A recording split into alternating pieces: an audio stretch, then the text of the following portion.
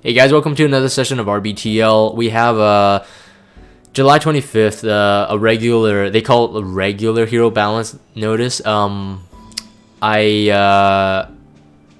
think they wanted to put that out there because once this went up, I'm pretty sure a lot of people thought that, is this the ML, like the ML nerfs? We're going to talk about that at the very end. But I'm just going to quickly go through this. So I did a reading of this prior to this recording, so I'm better prepped on what to discuss. Luluka gets a buff. So is this the buff that everybody wants? I don't know. I don't think so. To be honest, when Luluka was released, yes, she was underwhelming. Everybody was just like, I'm gonna pull for her because she's gonna get a buff, and turns out to be the case. But now I would say that for PvE content, especially like Wyvern hunts, she might be a really good defense breaker. If you run her with like something like Atisa Scepter, able to reset her cooldown quicker, or even Spirit's Breath now, it still can be pretty good. You get a 50% chance to decrease defense for 2 turns on the S1, and 85% chance to decrease the defense, well, up to rather, because you have to mola it for 2 turns, and it increases the attack every time the skill is used. So the damage is going to be increased for all her attacking skills, which is the S1 and S2. So pretty good all around. But my observation throughout this entire balance is that these heroes are only just getting up to speed of where like some of the more prominent heroes are. So they're not gonna be OP. I don't think any of these buffs are OP. Baal and Sazan is gets an increased increased damage for his S2.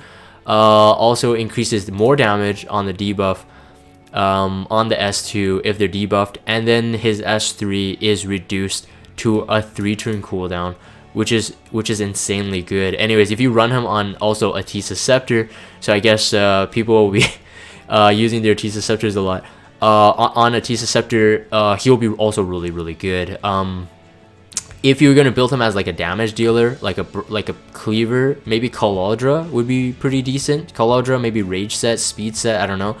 Not quite sure yet, but definitely more usable. I would say compared, Baal and Sazan out of everyone was the most underpowered one, and now he's actually usable. So if you do have Baal and Sazan, no more jokes about using him for the for the Sage Baal and Sazan, the ML Baal and Sazan imprint, and vice versa because of the incoming nerf.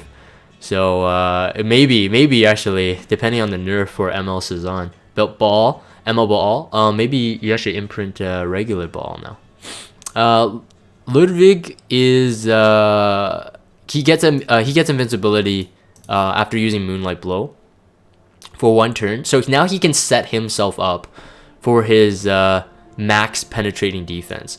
But in case you don't run a outside invincibility buffer, or you don't use Moonlight Blow for whatever reason, he can now penetrate the defense with Call of the Full Moon, his AoE cleave, by 20% already innate. So it doesn't really make him broken, it just makes him more usable without setup, I would have to say. That's it. But still pretty decent to have. So I don't think it really changes the way you'll use him if you use him for PvP. But as this dev note summarizes later on, that most of these changes are for PvE heroes. While I would say that a lot of these heroes do, enter the line of PvP, and Ludwig being one of them. If you have like Blaze Dingo, other people that can set up invincibility for him, he's a really good cleaver. Tenebria has a 50% chance now to sleep for 1 turn, and then everything else is very nice.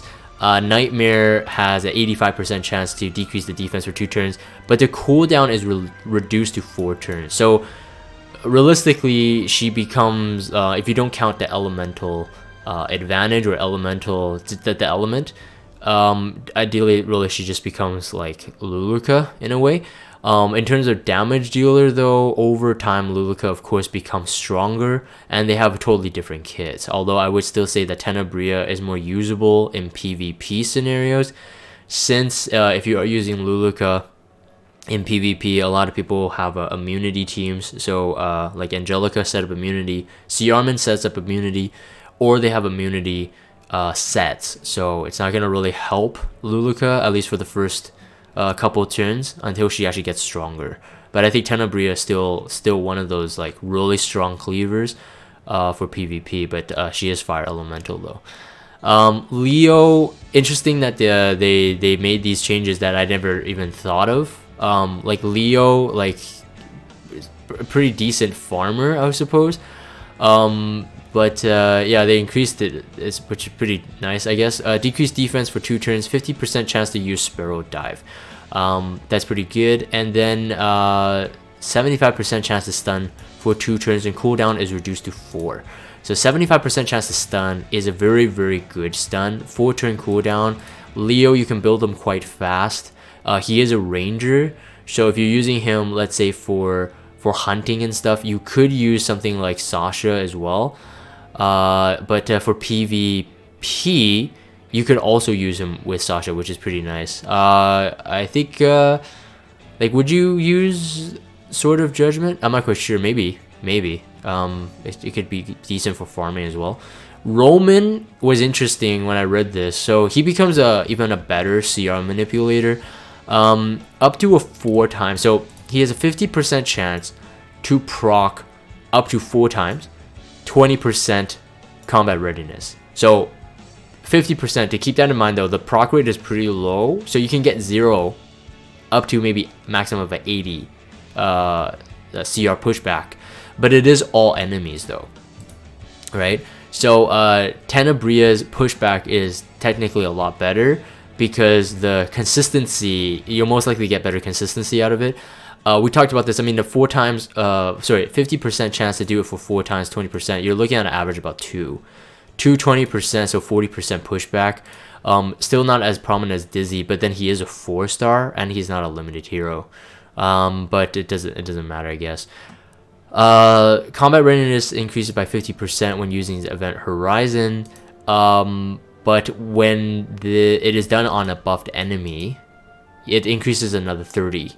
So realistically, you are dispelling, so you are getting about an 80% CR boost. So ideally, you could cut in line, I guess. If let's say if a team in PvP, I mean, I'm always thinking about PvP. In PvP, they have immunity. If he's fast enough, you could technically go S3, dispel them, get an 80% boost, and then push them back, right? So yeah, it's kind of interesting. But again, I still might not build him for that reason, just for that. Ricorous has a effect chance, so up to a 75% chance to decrease the defense for 2 turns if he's granted extra speed. So it works well in his rotation. Captain Ricorous gets a increase effects. Now 100% increase on his Supreme Spear, his S3 healing. So it was scaled on attack before. But you would want to build them tanky, so it kind of removed some possible attack stats. So increasing the healing by 100% is a really good thing, and then damage increased by 41%. So that way you don't have to focus on really high attack to be able to get good heal. So it really offsets what his role is meant to be. So here, fulfill his role as a tank. So his defense and health has been increased. Defense increased by 5 compared, so 15 versus 10.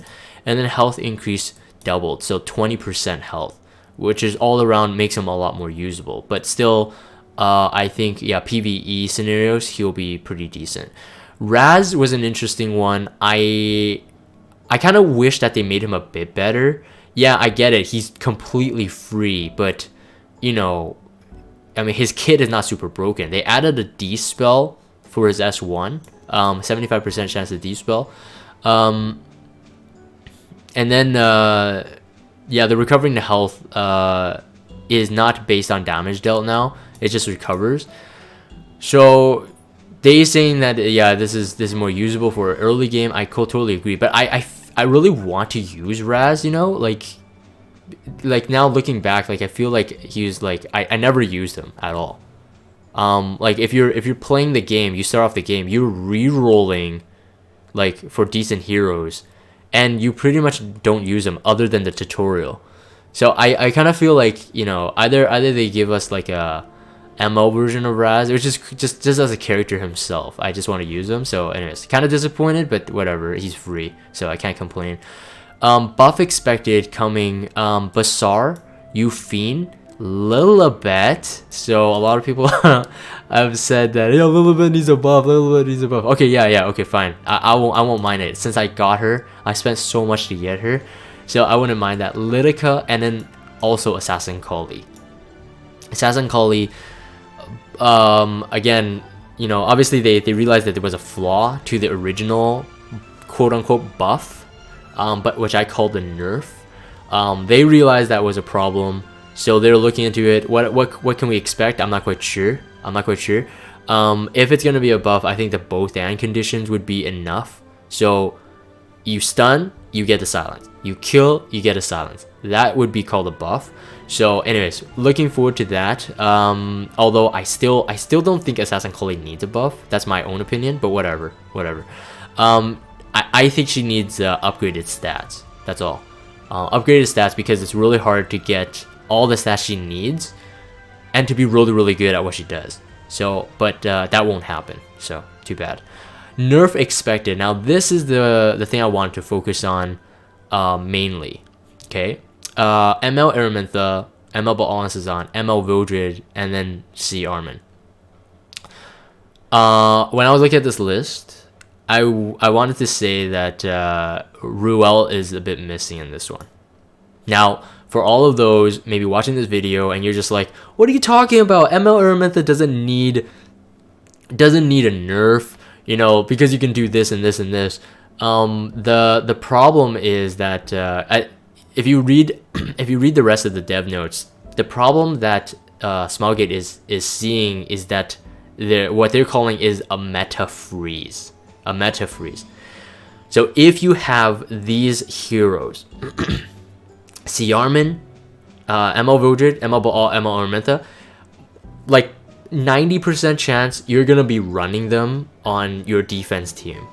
Now everyone in higher tier arena pretty much has these heroes, at least maybe 3 out of the 4. All right, maybe 4 out of 4.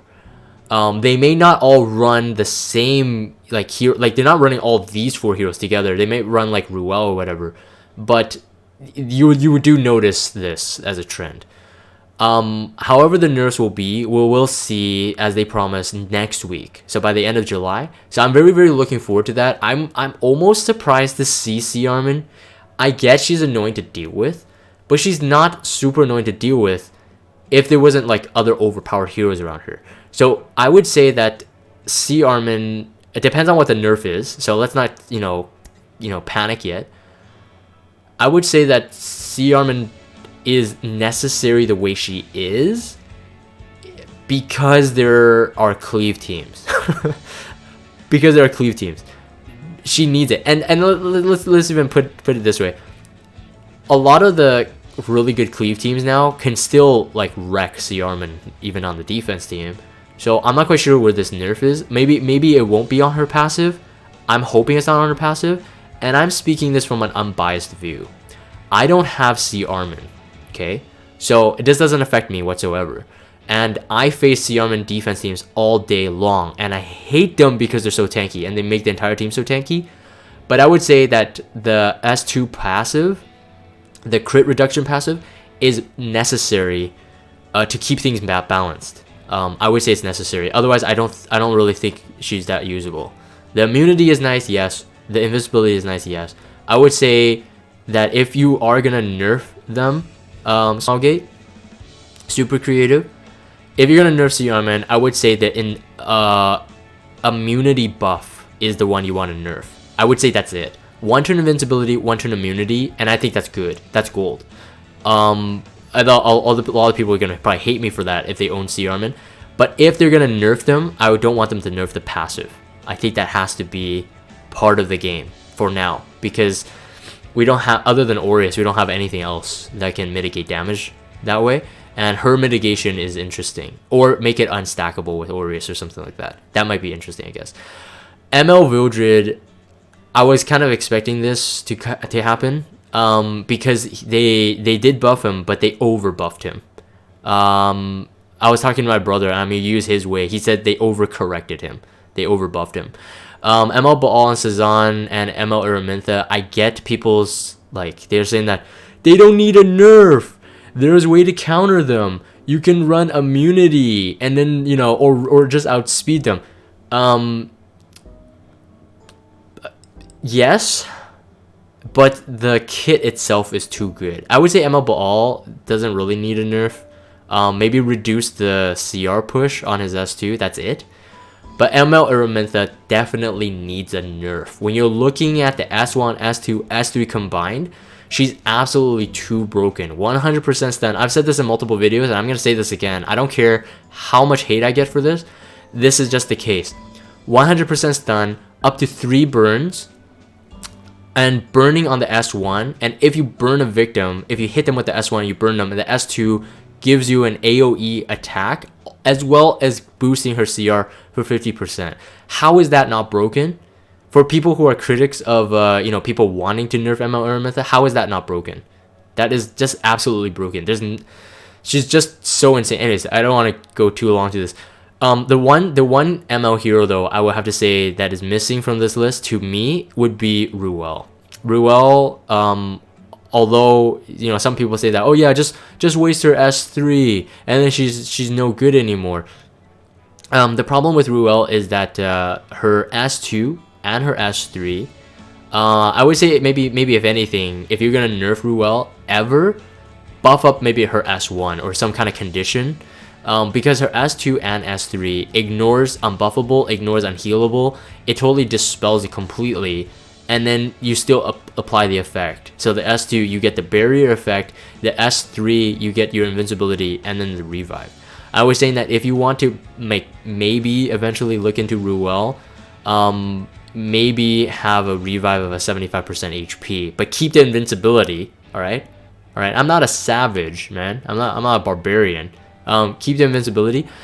The only thing though, I would say, if depending on the nerfs of ML Araminta, Baal, and Vildred, and Armin, depending on their nerfs, if their nerfs are like quite substantial, then I would see the reason why they didn't include Ruel. Ruel by herself without these heroes is good, but not as broken. But once you put Ruel with one of these 4, let's say you max out a team with Ruel in there, and you have ML Araminta, ML Baal, ML Vildred, or Ruel, ML Araminta, like, you know, C Armin, ML Baal. It makes things a lot more difficult. But I would say that the Ruel, ML Baal, Araminta, and ML Vildred one is complete cancer. Complete cancer. That's incredibly strong. Anyways, alright, I'm not gonna address the stream chat on this video recording. I'll address it after post video recording. So anyways, there's a lot of comments. I'm just gonna quickly scroll through here. A lot of comments on this, and what I've read so far is mixed feedback on the nerfs. So again, especially the ML Araminta one, a lot of people, I would say, would agree with me that her kit is broken. You can take her out. It's because we learned to adapt, but her kit is still too good. And then other people are just like, no, she doesn't need a nerf. She doesn't need a nerf. You can do immunity set. And sure, yeah, okay. If you are, let's say, like a top arena player, and you face like all the cancer combos that I just said, like Ruel, C Armin, ML Araminta, ML like Vildred or something like that, and you say that ML Araminta doesn't need a nerf, please share me your strategy. Share me your strategy, and I'm not being sarcastic. I'm actually serious. Share me your strategy on how you would take that team out. All right, if she's not broken, right? So, all right. Anyways, I'm gonna I'm gonna end this here. This has been saucy, man. This is a saucy video. So until next week, which is what I'm mostly excited about, is that rebalance node, the ML one. I know that one is gonna be. Expect that one to be There's gonna be a lot of feedback. That's all I have to say. But regardless, yes, and also they did say actually I should note this here, but it will be covered I suppose next week. That exchanging, you can exchange an equivalent star grade. All right, if the Moonlight Hero owner is nerfed. So I'm gonna give Doppels a shout out here. So on stream we were kind of so Doppels has like 2 ML Araminthas, and she was smart. She didn't imprint them. She has 3 ML Baal and Cezanne. So that means she has at least 3. Depends on if she wants to actually, exchange the originals. She has at least 3 ML heroes that she can choose. Earlier this week, I heard rumors saying that they're gonna be locked to the class. But based on this, it's not. They didn't say that, so it's only equivalent star grade. So that means any 5-star is available. That means like Judge Kisei, which I would say is a pretty good one to trade for. Especially if she's not getting touched by this nerf apparently. Judge Kisei would be good. Who else? Maid Chloe might be decent. Ruel, of course. She's not even nerfed. Just select Ruel. So, oh yeah, Dark Corvus. Yeah, right. The guys on stream are giving me ideas. Yeah, Dark Corvus. Yeah, so Doppels is gonna have one of the best accounts now. So stupid. Such a stupid exchange thing. It's like here we nerfed these heroes, but if you got multiples, here have these other ones. ML Ken, yeah, ML Ken's pretty decent too. Yeah, so Doppels not on stream, but Doppels, I'm glad you're coming back to our guild. Anyways, I'm gonna end this video recording here. So yeah, if you guys have Discord, check out the Discord server. Follow me on Twitter. Subscribe to YouTube if you haven't. As always, thank you guys for watching, and I will see you guys on the next Reading Between the Lines.